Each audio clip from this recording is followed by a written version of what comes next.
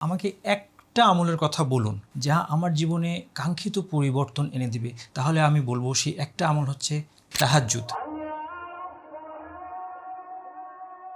একদিন আপনি বুড়ো হয়ে যাবেন, আপনার পক্ষে চাইলেও তাহাজ্জুদের সালাত আদায় করা সম্ভব হবে না। কিন্তু আজকে থেকে যদি আপনি এই অভ্যাস গড়ে তোলেন, তাহলে বার্ধক্যের সময় যেদিন আপনি অসুস্থ হয়ে পড়বেন, বিছানা থেকে উঠতে পারবেন না, সেই দিনও আপনার এই তাহাজ্জুদের সওয়াব আল্লাহ আপনার জন্য লিখতে থাকবে। এরপর আপনি দেখেন এই তাহাজ্জুদে উঠে আপনার জীবনের যা কিছু চাওয়ার আছে আপনি আল্লাহ সুবহানাহু ওয়া তাআলার কাছ থেকে চেয়ে নিয়ে আসতে পারছেন। আল্লাহ তাআলা এই সময় ডাকতে থাকেন। সমস্ত মহাবিশ্বের মালিক, সবকিছুর ভান্ডার যার হাতে, সেই আল্লাহ আপনাকে ডাকছেন। কে আমাকে ডাকবে যে আমি তার ডাকে সাড়া দেব? কে আমার কাছে কোনো কিছু চাইবে যে তাকে আমি দিব? আমার কাছে কে ক্ষমা চাইবে যে আমি তাকে ক্ষমা করব?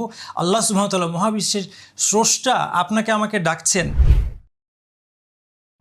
আলহামদুলিল্লাহি রাব্বিল আলামিন ওয়া সাল্লাল্লাহু ওয়া সাল্লাম আলা নবিয়িনা মুহাম্মদ ওয়া আলা আলিহি ওয়া সাহবিহি আজমাইন। আপনার জীবনে একটা রিভলিউশন দরকার, একটা বৈপ্লবিক পরিবর্তন দরকার। আমাকে যদি জিজ্ঞেস করেন যে আমাকে একটা আমলের কথা বলুন যা আমার জীবনে কাঙ্ক্ষিত পরিবর্তন এনে দিবে, তাহলে আমি বলবো সেই একটা আমল হচ্ছে তাহাজ্জুদ।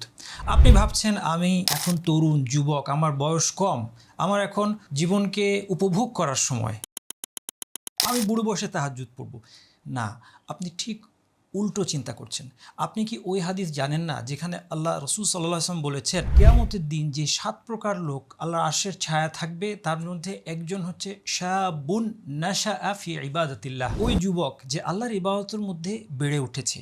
যৌবনের ইবাদত অতুলনীয়, বৃদ্ধ বয়সের ইবাদতের সাথে এর কোনো তুলনাই হয় না। একদিন আপনি বুড়ো হয়ে যাবেন, আপনার পক্ষে চাইলেও তাহাজ্জুদের সালাত আদায় করা সম্ভব হবে না। কিন্তু আজকে থেকে যদি আপনি এই অভ্যাস গড়ে তোলেন, তাহলে বার্ধক্যের সময় যেদিন আপনি অসুস্থ হয়ে পড়বেন, বিছানা থেকে উঠতে পারবেন না, সেই দিনও আপনার এই তাহাজ্জুদের সওয়াব আল্লাহ আপনার জন্য লিখতে থাকবেন। হাদিসের মধ্যে এসেছে, ইযা মারিদাল আবদু আও সাফারা কুতিবা লাহু মিসলু মা কানা ইয়ামালু মুকিমান সাহিহান। বান্দা যখন অসুস্থ হয়ে পড়ে অথবা সে সফরে বের হয় এবং এ কারণে সে তার নিয়মিত আমলগুলো করতে পারে না, এই অবস্থাতেও যে আমলগুলো তার অভ্যাস ছিল, সুস্থ অবস্থায় সফরে যখন সে ছিল না, তখন যে ইবাদতগুলো সে নিয়মিত করত, সেই ইবাদতগুলোর সওয়াব তার জন্য লেখা হতে থাকে। এই সুযোগটা যদি আপনি পেতে চান, তাহলে এখন থেকে আপনার তাহাজ্জুদের অভ্যাস গড়ে তুলতে হবে। এরপর আপনি দেখেন এই তাহাজ্জুদে উঠে আপনার জীবনের যা কিছু চাওয়ার আছে আপনি আল্লাহ সুবহানাহু ওয়া তাআলার কাছ থেকে চেয়ে নিয়ে আসতে পারছেন। আল্লাহ তাআলা এই সময় ডাকতে থাকেন।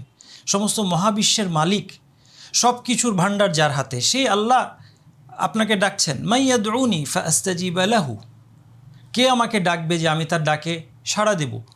ওয়ামাইয়াসআলুনি ফাউতিয়াহ, কে আমার কাছে কোনো কিছু চাইবে যে তাকে আমি দেব? মাইয়াস্তাগফিরুনি ফাআগফির লাহু, আমার কাছে কে ক্ষমা চাইবে যে আমি তাকে ক্ষমা করব? আল্লাহ সুবহানাহু ওয়া তাআলা, মহাবিশ্বের স্রষ্টা, আপনাকে আমাকে ডাকছেন। অথচ আমরা সেই সময়টা ঘুমিয়ে পার করছি এবং তারপরে মানুষের দ্বারে দ্বারে গিয়ে হাত পাচ্ছি। এর চেয়ে কোনো বড় বোকামি কিছুই হতে পারে না। এই জন্য আসুন আমরা এখন থেকে তাহাজ্জুদের অভ্যাস গড়ে তুলি। আপনার বয়স যতই কম হোক, এখনই সময়। আর যদি তাহাজ্জুদের অভ্যাসটা আমরা করে ফেলতে পারি, তাহলে চেইন রিয়াকশনের মতো একের পর এক ভালো কাজের দরজা আমাদের সামনে খুলে যেতে থাকবে। তাহাজ্জুদ পড়ার কারণে ফজরের জামাত আমার মিস হবে না।